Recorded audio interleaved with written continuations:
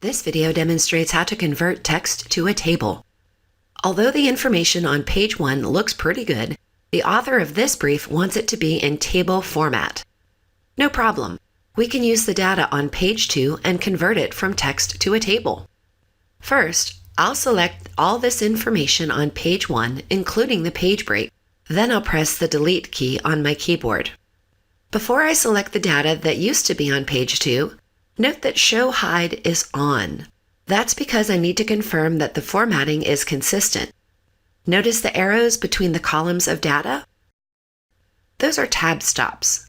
Since they are consistent between the columns, it means we'll be able to turn this into a table in just a few seconds.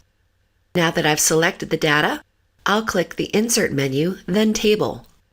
Moving down towards the bottom of the list, I'll click Convert Text to Table.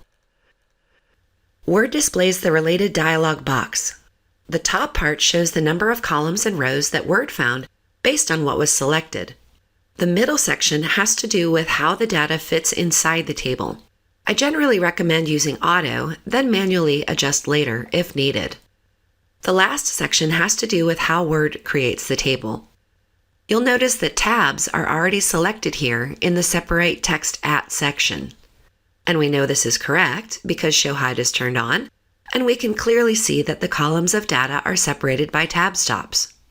I'll click OK. And just like magic, the data is converted into a table. However, the last column is way too wide. Each column is supposed to be the same width. Again, no problem. Since the table is already selected, I'll click the Layout tab, then I'll click the Distribute Columns button. And that's it. Now you know how to convert text to a table.